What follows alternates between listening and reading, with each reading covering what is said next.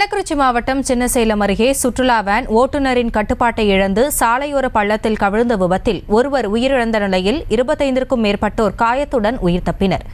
இதுகுறித்த கூடுதல் விவரங்களோடு இணைகிறார் எமது செய்தியாளர் சத்தியமூர்த்தி. இந்த விபத்து எவ்வாறு நிகழ்ந்தது? விவரங்கள்.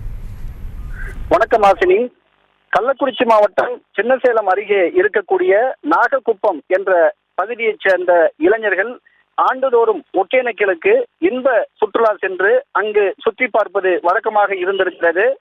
அதன்படி இந்த ஆண்டு ஒகேனக்கல் சென்று சுற்றி பார்ப்பதற்காக அப்பகுதியை சேர்ந்த 25க்கும் மேற்பட்ட இளைஞர்கள் டிராவல்ஸ் வேனில் இன்று, அதாவது கடந்த 1 மணி நேரத்திற்கு முன்பாக புறப்பட்டு சென்றிருக்கிறார்கள்.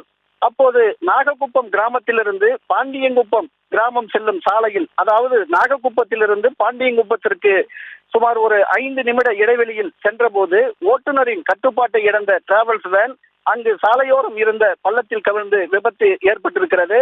அதாவது இந்த விபத்தில் 7 பேர் படுகாயமடைந்திருக்கிறார்கள். 18 பேருக்கு லேசான காயம் ஏற்பட்டிருக்கிறது.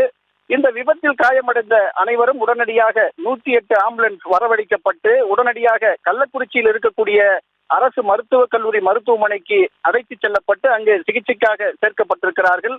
அங்கு அவர்கள் அனைவருக்கும் சிகிச்சை அளிக்கப்பட்டு வருகிறது.